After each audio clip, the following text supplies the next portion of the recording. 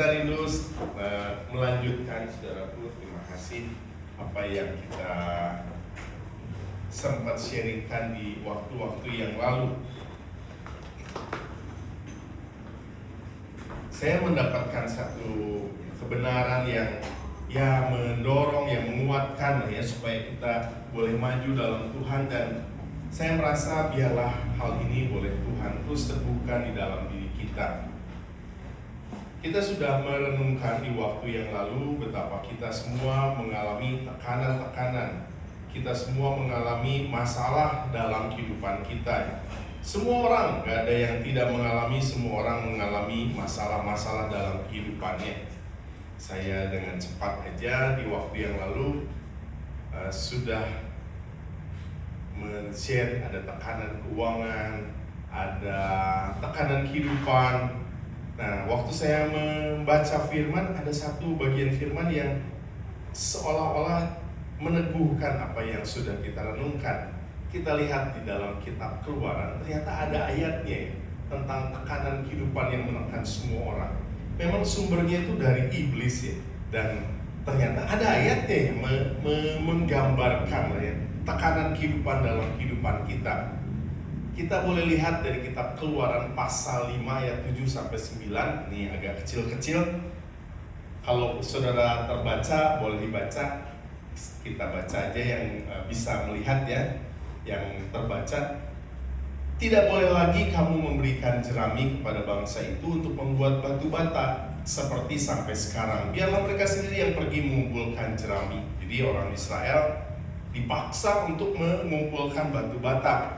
Tapi bahkan jeraminya mereka sendiri yang harus cari. Tapi jumlah batu bata yang harus dibuat mereka sampai sekarang, bebankanlah itu juga kepada mereka dan janganlah menguranginya. Jadi jumlahnya sih tetap, tapi bahannya biar aja mereka yang cari. Karena mereka pemalas, itu sebabnya mereka berteriak-teriak, izinkanlah kami pergi mempersembahkan korban kepada Allah kami. Ini perkataan Firaun semua, Bapak Ibu Saudara sekalian, di ayat 7-9. Tapi ayat yang 9 itu bagus ya, perkataan Firaun. Pekerjaan orang-orang ini harus diperberat. Pekerjaan orang-orang ini harus dibikin berat. Sehingga mereka terikat kepada pekerjaannya dan jangan mempedulikan perkataan dusta ini, sisi Firaunnya. Jadi yang mengatakan itu Firaun. Tapi saya melihat itu kan gambaran dari iblis ya. Pernah nggak kita ngalami itu berat sekali kehidupan ini, aduh berat banget pekerjaan ini, aduh berat sekali kehidupan yang saya harus pikul ya, mengurus keluarga, mengurus pekerjaan, ada pelayanan juga, dan ada masalah-masalah tadi pekerjaan, entah dalam studi, pelajarannya banyak sekali di Indonesia, banyak pelajarannya. Aduh tertekan sekali. Bukankah itu hal yang mirip dengan yang menjadi tujuan dari Firaun? Memang Mesir itu adalah gambaran dari dunia, Bapak Ibu Saudara sekalian.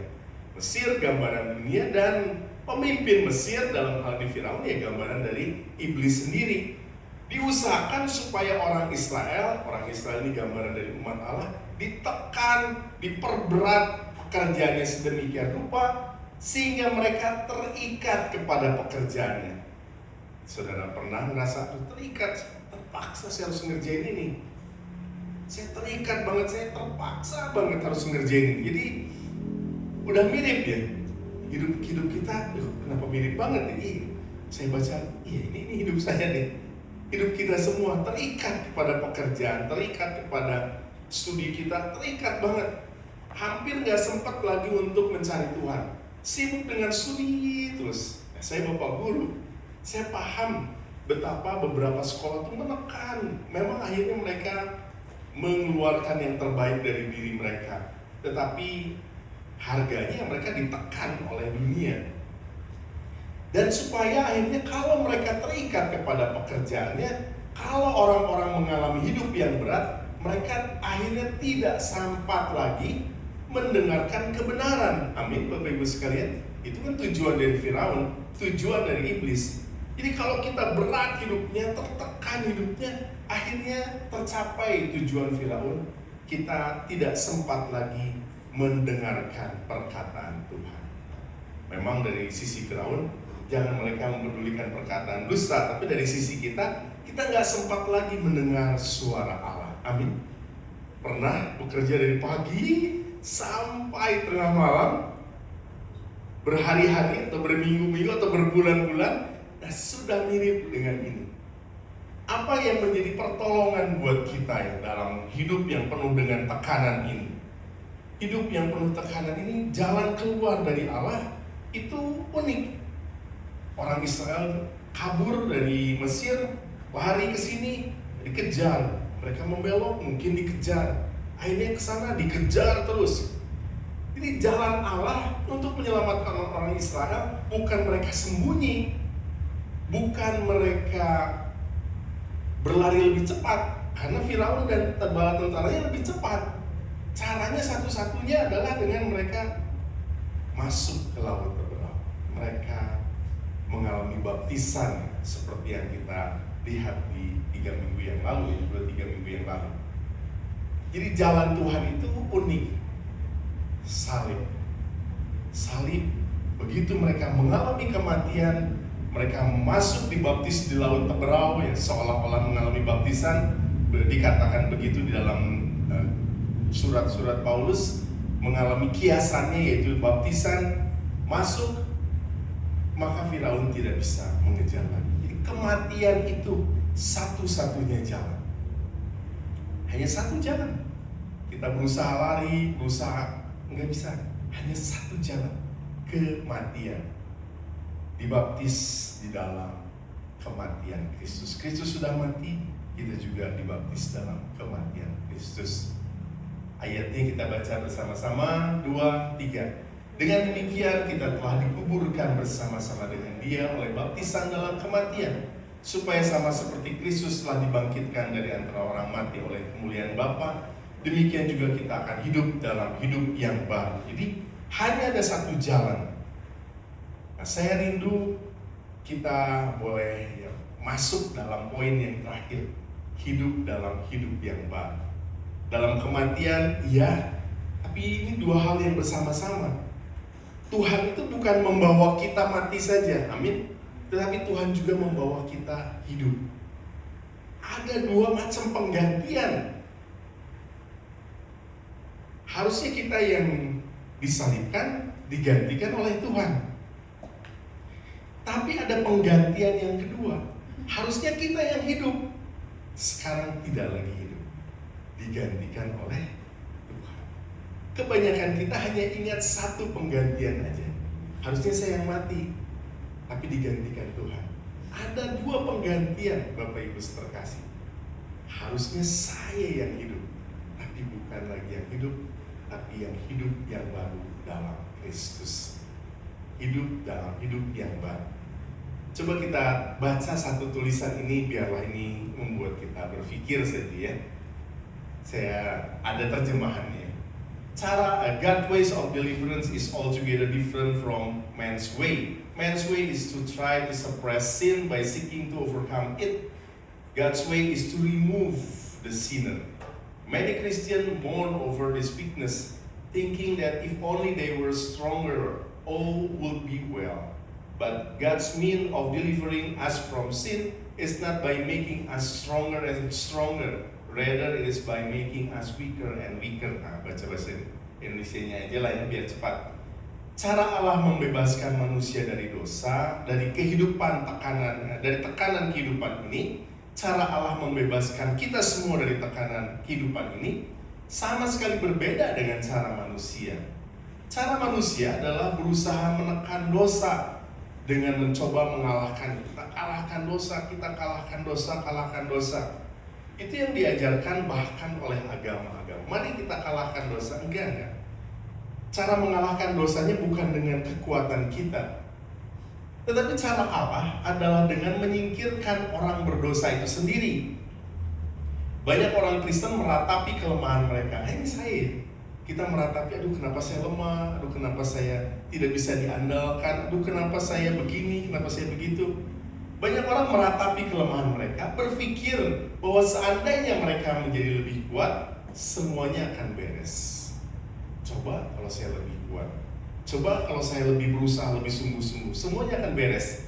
Tapi cara Allah membebaskan kita dari dosa bukanlah dengan cara membuat kita semakin kuat, melainkan dengan membuat kita semakin lemah. Allah membebaskan kita dari kuasa dosa bukan dengan memperkuat manusia lama, tetapi dengan menyalibkan. Jadi kita berusaha untuk memperbaiki diri, berusaha, dan itu melelahkan, Bapak Ibu. Berusaha memperbaiki itu melelahkan. Cara yang Allah lakukan bukan dengan berusaha lebih kuat, tetapi udah dibikin mati aja.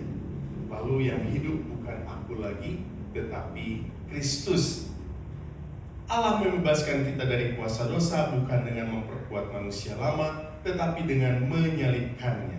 Bukan dengan menolong manusia lama itu melakukan sesuatu yang lebih baik, melainkan dengan menyingkirkan sama sekali dari panggung kehidupan. Pernahkah saudara entah tertekan apa atau melihat sesuatu hal terus kenapa saya tergoda ya? Misalnya melihat uang yang banyak ya, melihat harta yang melimpah, atau melihat sesuatu yang menggoda kita, entah lawan jenis dan sebagainya. Saya pernah mengalami godaan-godaan itu. Saya berpikir, aduh Tuhan, kenapa saya tergoda ya? Tuhan, kenapa saya tergoda? Tuhan, saya udah sekian tahun dalam Tuhan, kok masih begini? Sampai kemudian kebenaran ini berbicara. Iya, sejauh kita masih hidup dalam tubuh daging ini, memang godaan itu akan selalu ada. Justru saya mulai tidak percaya lagi kepada tekad kita, tapi Tuhan, Engkaulah kekudusanku, Engkaulah kemampuanku, kejujuranku, Engkaulah kehebatanku, Engkaulah hikmatku, Engkaulah yang memampukan aku tidak melakukan hal-hal yang jahat, yang curang, korupsi dan sebagainya. Engkaulah kehebatanku, Engkaulah yang memampukan aku. Aku tidak percaya kepada diriku lagi, tetapi percaya kepada Kristus yang bekerja dengan hebat di dalam kita. Amin, saudaraku. Itu adalah menjalani suatu kehidupan yang baru. Tidak lagi percaya kepada tekad manusia. Amin, Bapak Ibu. Apakah kita masih percaya kepada tekad kita? Nah, sudah kita lama dalam Tuhan, udah sering jatuh, masa masih percaya sama tekad kita? Saya bertekad, udah gak percaya tekad. Kalaupun satu tekad yang saya percaya, saya bertekad saya mau mencari Tuhan, nah itu masih oke. Tapi saya tidak percaya lagi kepada tekad saya. Tekad untuk hidup kudus, tekad untuk hidup benar, tekad untuk disiplin. Saya tidak percaya lagi pada semua tekad itu. Hanya satu yang benar, saya bertekad untuk mencari Tuhan. Dan kekudusan Tuhan nyata. Kedisiplinan Tuhan nyata. Kejujuran Tuhan nyata. Kasih Tuhan dialah itu yang mengalir. Bukan kasihku, tetapi kasih-Mu yang mengalir. Amin, saudaraku. Itu adalah cara Tuhan. Demikianlah kamu, hendaknya kamu memandangnya, bahwa kamu telah mati bagi dosa, tetapi kamu hidup bagi Allah dalam Kristus Yesus. Ada banyak kesalahan mengenai ayat ini yang kita sedikit-sedikit renungkan. Saya agak ragu mau menyampaikan kayak gini, tapi seminggu yang lalu tanpa koordinasi Bang Domartin, Pak Domartin tuh, ya saya cerita aja yang di belakang layar. Bang, bisa nggak khotbah di pelayanan yang kami kerjakan hari Minggu jam 9? Tahu jawabannya? Nanti saya jadwalkan. Dah, gitu aja. Nanti saya jadwalkan 3 kata. Itu udah berapa minggu sebelumnya ya, 3 minggu sebelum ibadah atau 4 minggu sebelum itu. Ya, apa maknanya? Iya atau enggak gitu. Nanti saya akan jadwal apa gitu. Oke, biarin aja lah gitu. Saya anggap iya gitu. 2 minggu sebelumnya saya mancing lagi, tapi dengan cara yang beda ya. Jadi saya bilang, bisa nggak? Saya nggak akan bilang kayak gitu. Saya bilang, ada PPT nggak? Ada lagu yang dipinta nggak? Kalau mau, kasih tahu ke saya. Terus dia jawab, oke deh. Hanya 2 huruf, oke, udah oka gitu. Ini apa ini? Dan akhirnya sampai dengan waktu khotbah, saya nggak sempat untuk menyampaikan tema kayak gimana. Saya paling juga, Bang, temanya ini, tapi terserah Bang.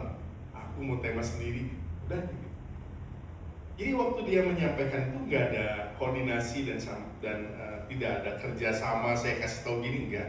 Tapi waktu dia pilih, hidupku bukan aku lagi tapi Kristus yang dalam aku, ya itu adalah Tuhan yang memimpin dia. Dan firman Tuhan katakan, aku telah disalibkan dengan Kristus, namun aku hidup tetapi bukan lagi aku sendiri yang hidup, melainkan Kristus yang hidup dalam aku. Dan hidupku yang kuhidupi sekarang dalam daging adalah hidup oleh iman dalam Anak Allah yang telah mengasihi aku dan telah menyerahkan dirinya untuk aku. Ini yang tersalib itu dua orang, Kristus tersalib dan tangan kita juga tersalib. Yang tersalib itu bukan hanya Kristus, tapi kita juga. Ini sudah ditunjukkan bahwa yang tersalib itu bukan hanya Kristus, tapi aku tersalib di situ. Ternyata ayat-ayat ini memberikan satu pengertian yang beda. Kalau dikatakan namun aku hidup tapi bukan lagi aku sendiri yang hidup, itu bukan bicara target suatu saat nanti saya akan hidup tapi bukan lagi aku melainkan Kristus. Bukan, itu bukan bicara mengenai target, saudara sekalian. Itu bicara mengenai kehidupan kita saat ini. Jadi Tuhan menetapkan kepada kita supaya bukan kita yang hidup lagi tapi Kristus. Udah, kamu terima aja. Jadi ini bukan suatu target masa datang. Ini adalah kehendak Tuhan hari ini. Apa yang harus kita lakukan? Terima aja. Aku hidup, tapi bukan lagi aku sendiri yang hidup, karena aku sudah tersalib. Jadi kalau aku hidup, ya Kristus yang hidup, bukan aku lagi. Ini adalah suatu kenyataan yang kita perlu terima. Jadi saya tidak perlu berjuang untuk ini, tapi saya harus menerima apa yang jadi ketetapan Tuhan. Kalau tadi dibilang ada dua kehidupan, ada dua fakta. Fakta pertama, Kristus menggantikan kita mati. Fakta kedua, Kristus menggantikan kita hidup. Bukan lagi aku sendiri yang hidup, melainkan Kristus yang hidup dalam aku. Jadi ini fakta yang bukan aku lagi. Aku tidak percaya kepada tekadku untuk hidup baik. Saya udah gak percaya. Saya tidak percaya saya mampu. Saya gak percaya. Saya percaya Kristus mampu dan Kristus yang menggantikan. Saya tidak perlu berjuang buat itu. Ini hanya sekedar contoh ya. Misalnya ada anak saya lah ya, misalnya si Jose lah, mumpung dia nggak di sini. Dia nggak perlu tanya, Pak, gimana ya caranya supaya aku bisa jadi anggota keluarga ini? Ya dengan sendirinya. Karena anak, ya ini hanya sekedar contoh ya. Misalnya Timothy bilang ke papanya, Pak, gimana ya aku bisa jadi orang Batak? Nah, nggak perlu lagi dia berusaha, dengan sendirinya. Ini harus kita terima tanpa kita perlu mengusahakan lagi. Terima aja. Bukan aku yang hidup Tuhan, Engkau yang hidup dalam aku. Amin, saudaraku. Kita renungkan sedikit-sedikit, biarlah kita boleh maju. Yesus mengajak murid-muridnya memikul salib. Makna salib yang terutama bukanlah menderita, melainkan kematian. Salib berbicara tentang berakhirnya kehidupan yang bersumber dari diri sendiri.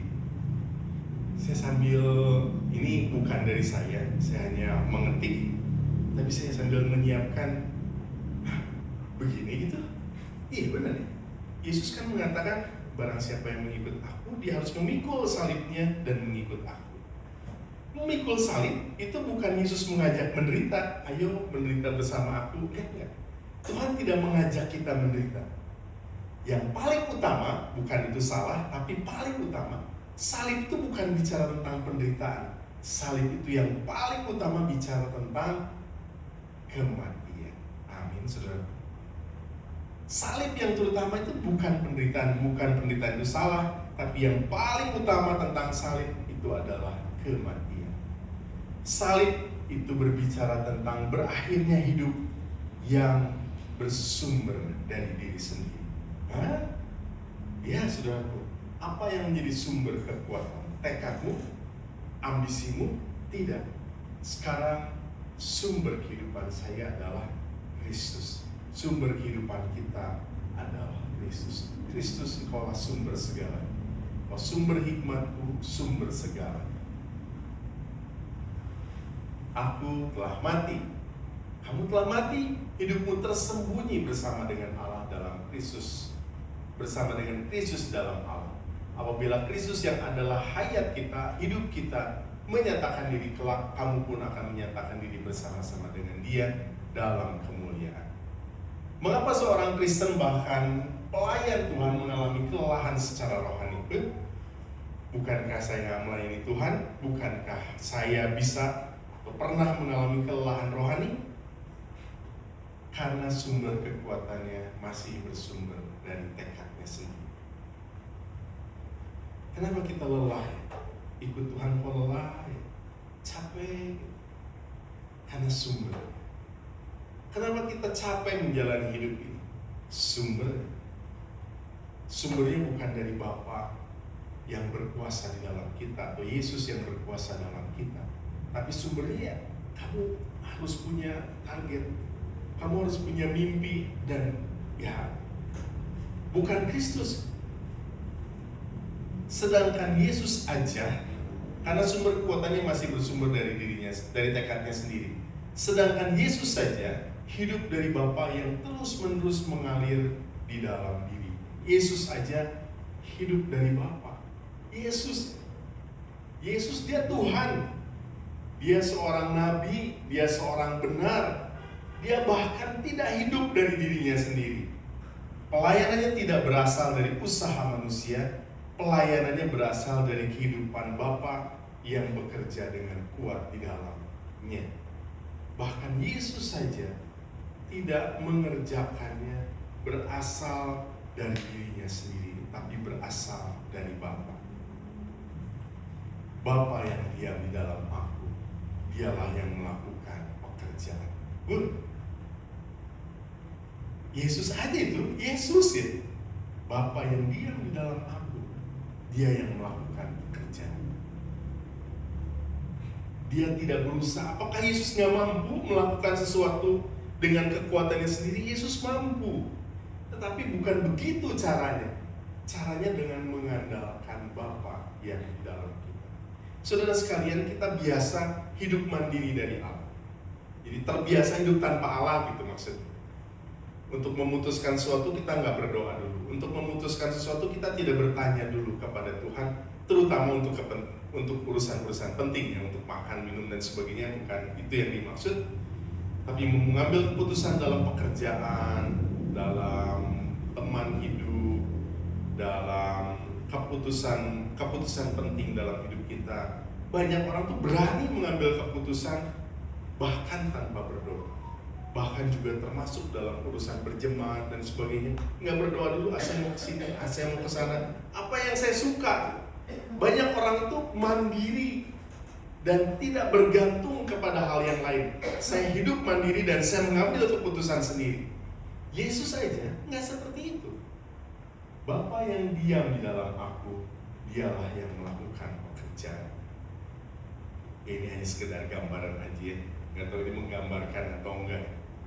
Ini bukan Bapa dan bukan Yesus ya, tapi kira-kira gambarannya seperti itu aja. Hanya membantu aja ilustrasi. Karena Allah lah, Yesus juga mengajarkan kepada kita yang lewat rasulnya Paulus, karena Allah lah yang mengerjakan di dalam kamu, baik kemauan maupun pekerjaan menurut kerelaan. Ini Allah yang melakukan di dalam kita. Selama aku masih menjadi pusat kehidupanku, aku tidak akan pernah mengalami kehidupan Kristus secara penuh. Selama pusat kehidupannya aku, selama aku masih ingin mengatur semuanya, menentukan semuanya, mengendalikan semuanya, maka Kristus hanya akan menjadi penolong hidupku. Jadi selama saya masih mau mengatur, saya yang punya target, saya yang punya keinginan, Yesus hanya jadi penolong. Tetapi ketika aku menyerahkan semuanya pada Kristus, maka Kristus akan menjadi sumber kehidupan. Apa yang saudara mau? Saudara mau Yesus hanya menolong, atau saudara mau Yesus yang mengerjakan di dalam hidupmu? Kita semua mau Yesuslah yang bekerja di dalam aku mengalir bersama-sama dengan Dia. Ayo, Yesus yang di dalam kita, ayo rajin, ayo mengampuni. Amin. Banyak orang yang melukai hati kita, betul, itu mudah pasti. Yang begini, yang begitu, yang berbohong, yang berkhianat, yang nikung. Banyaklah. Banyak orang yang mengecewakan. Lalu Kristus yang diam di dalam batin kita memaafkan, melepaskan berkat buat orang yang mengecewakan kita. Amin. Oh, yang di dalam kita akan mendorong dan kita, ya Tuhan, aku mau melakukannya. Walaupun aku gak suka, tapi aku tahu itu yang benar. Ayo bangun pagi mencari aku. Aduh Tuhan, Yesus yang di dalam aku mengerjakan, mendorong kita melakukan perkara-perkara yang baik. Dan aduh Tuhan, males banget. Ayo waktunya untuk mencari aku. Ayo waktunya untuk bekerja ya. Ayo waktunya untuk bekerja. Ayo waktunya untuk melakukan tugas. Aduh Tuhan, nanti dulu. Itulah Yesus yang di dalam kita. Bukan dengan tekad, tapi dengan mengenali Kristus yang di dalam kita.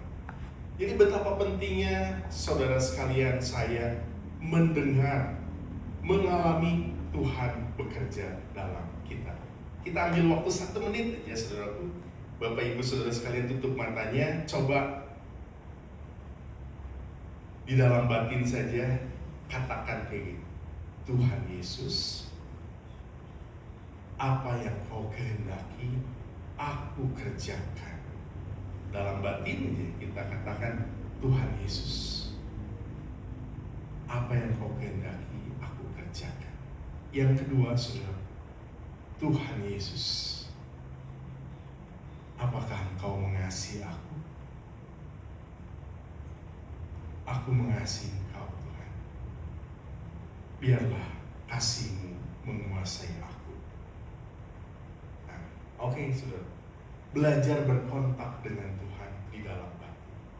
Karena kehidupan kekristenan ternyata berbeda dengan kehidupan agama-agama lain. Kemarin Bang Dom Martin bilang hati-hati menyebut agama-agama lain. Ya betul, kita tidak boleh menjelekkan.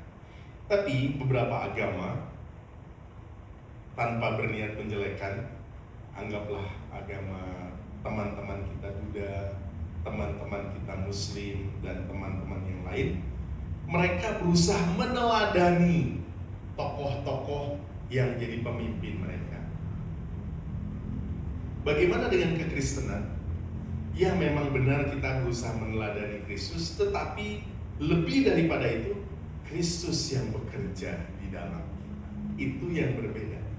Bukan kita berusaha melakukan seperti itu, tetapi Kristus yang diperhidupkan di dalam kita. Kehidupan Kristen yang sejati adalah hidup Kristus yang menjadi hidup di dalam kita. Yesus sendiri tidak pernah hidup untuk Allah. Saya waktu baca, ini benar nih. Yesus sendiri tidak pernah hidup untuk Allah, melainkan Yesus hidup oleh Allah. Apa bedanya? Kalau hidup untuk Allah, saya berusaha dengan kekuatan saya. Tapi hidup oleh Allah, Allah lah yang bekerja di dalam kita. Kita perlu menjalani kehidupan yang sama. Kita tidak hidup untuk Kristus, melainkan kita hidup oleh Kristus. Kristuslah yang mengerjakan di dalammu, saudara-saudariku, baik kemauan, pekerjaan, kasih, dan karya yang Dia kehendaki untuk kita kerjakan. Jadi semuanya berasal dari Kristus, semuanya berasal dari Kristus. Amin. Ya ini pasti sesuatu hal yang gak mudah ya. Bahkan mungkin gak sering kita dengar ini di mimbar-mimbar Kristen. Tetapi yang benar ini gitu. Karena firman yang mengatakan. Ada satu tulisan, the measure of one's life is based on the degree of one's death. Semakin seseorang mati terhadap dirinya sendiri, semakin nyata kehidupan Kristus dinyatakan melalui diri. Ini terlalu pendek ya, kurang menjelaskan, tapi bahasa Indonesianya saya berharap menggambarkan. Semakin saya mati terhadap diri sendiri, semakin banyak Kristus diperhidupkan di dalam hidup kita. Semakin seseorang mati terhadap dirinya sendiri, semakin kuat, semakin besar kehidupan Kristus dinyatakan lewat hidupnya. Jadi betapa kita perlu, saya tidak mau mengejar tujuan ambisi saya. Tuhan, kehendak Tuhanlah yang saya kejar. Keinginan Tuhanlah yang saya kejar. Amin, saudara sekalian. Bukan aku lagi, tapi Engkau Tuhan. Aku gak pusing dengan keinginan-keinginanku, tapi aku mau pusing dengan apa yang Tuhan mau di dalam kehidupanku. Ya saudaraku,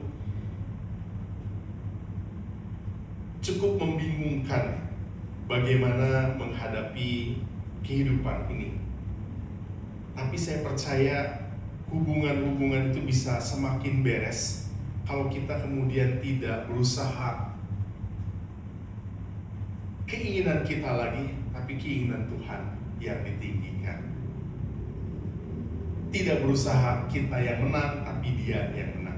Bisa diputerin Joyce ke detik 25 aja, ini kita nggak usah panjang-panjang. Ini kemarin kami nonton dan ya ini baiklah ya. Detik ke 25 kalau bisa Joyce.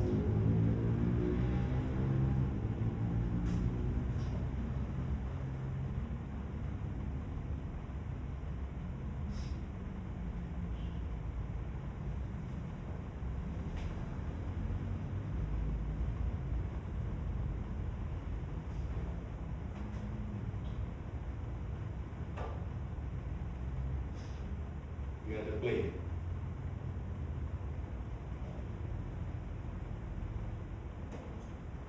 Kalau nggak dari file yang dikasih itu ya.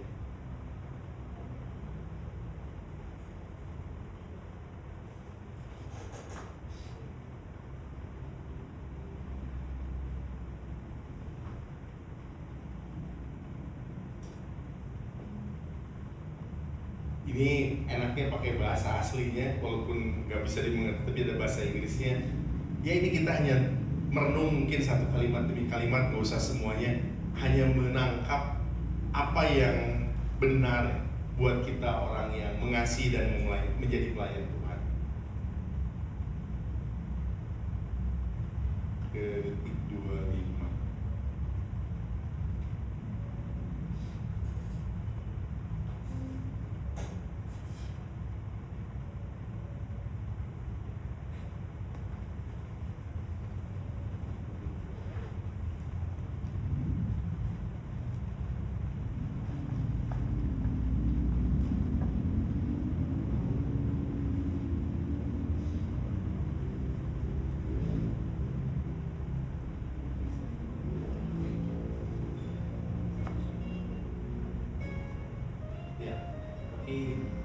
Ke detik 25 udah nggak apa-apa, terus ya.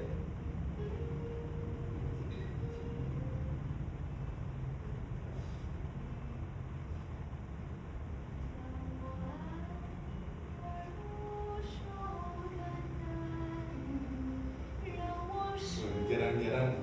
Oke, berhenti dulu, stop dulu, di pause. Ini kemarin yang kami renungkan. Kalimat pertama dia bilang kayak gini ya, biarlah saya mengasihi dan gak apa-apa saya gak dihormati. Bukankah kita kalau mengasihi dan ingin diberikan respon yang balik ya? Tapi kita ini belajar untuk menghidupi Kristus yang dalam kita.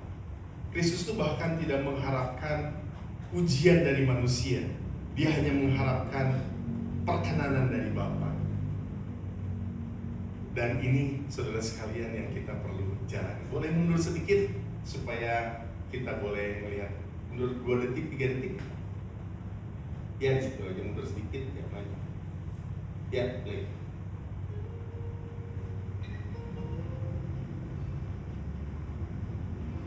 Boleh digedein sedikit.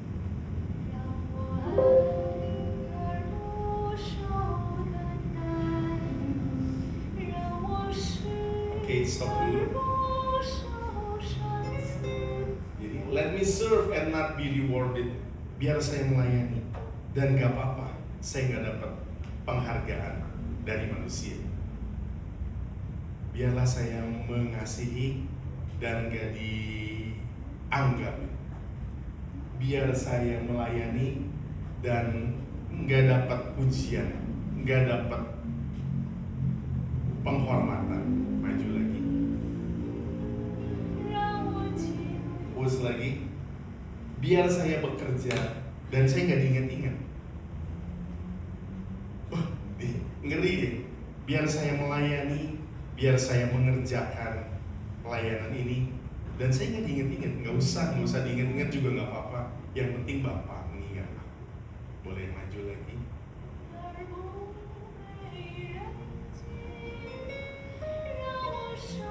Oke, pause lagi. Biarlah nggak apa-apa saya menderita dan gak dianggap. Lanjut.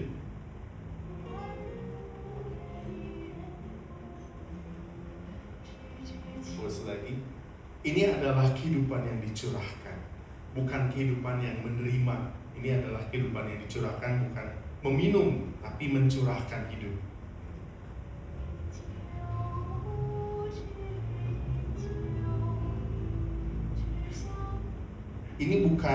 Ini adalah kehidupan yang dipecah-pecah, bukan untuk mengambil buat diri sendiri.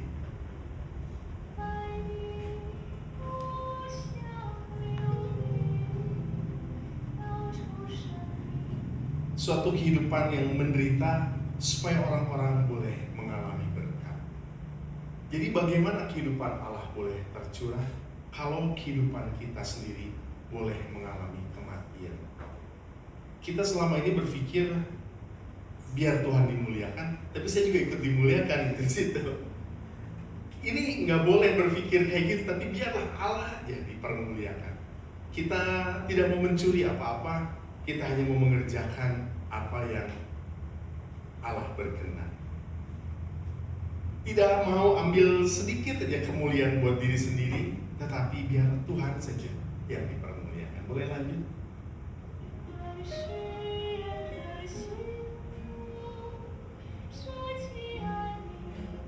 Suatu kehidupan yang penuh kasih dan memberikan kenyamanan yang diberikan kepada orang lain.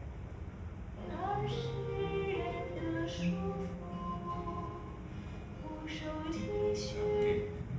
Tidak mengharapkan belas kasihan atau perhatian orang lain.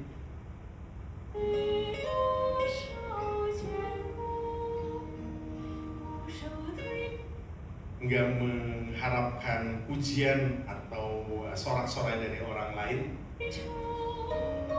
Pujian orang lain.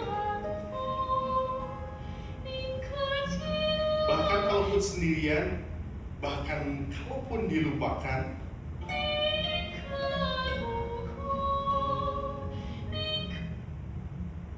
bahkan gak pernah dipuji-puji orang, gak pernah jadi bahan pujian orang, bahkan dilupakan, ditinggalkan sendirian.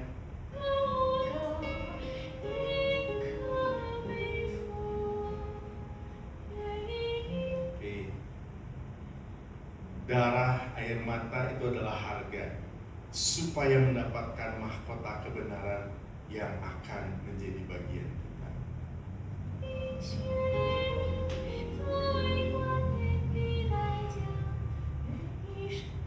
Kehilangan semua itu adalah harganya sebagai seorang musafir menjalani kehidupan ini.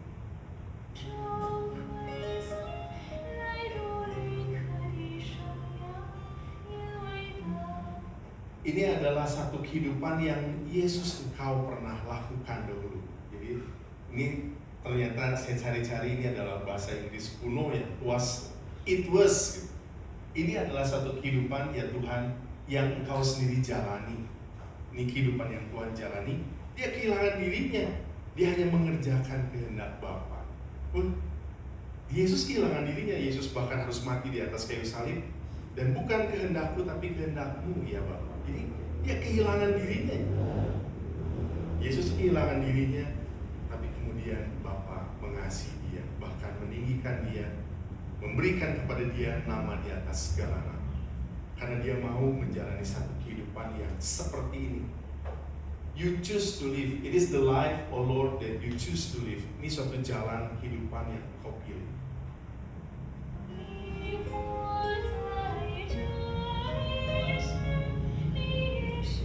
ketika engkau berjalan di bumi, saat engkau berkarya di atas bumi.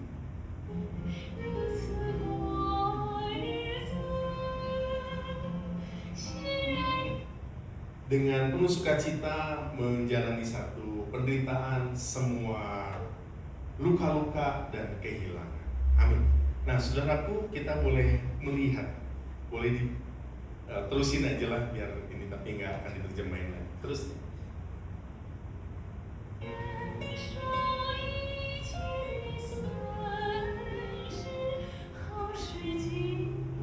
Supaya terus ya terus.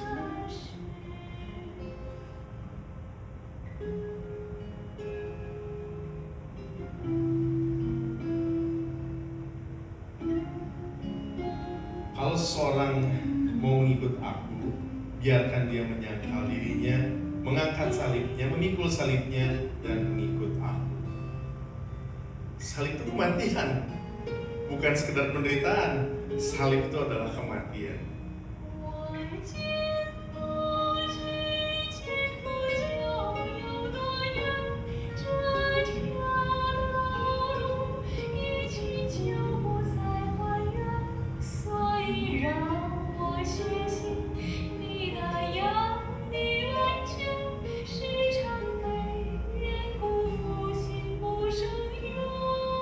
Enggak komplain, tetap menerima.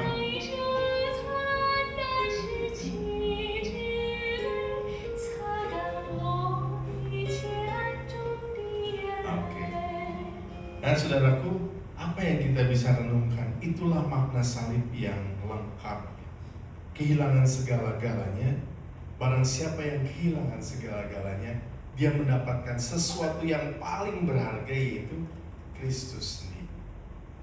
Apa yang saudara mau dapatkan? Ingin mendapatkan dunia ini atau ingin mendapatkan Tuhan? Waktu orang mendapatkan Tuhan, kita mendapatkan segalanya. Waktu kita ingin dapat segalanya, kita kehilangan segalanya. Biarlah jadi satu perenungan buat kita. Boleh ke slide yang terakhir aja.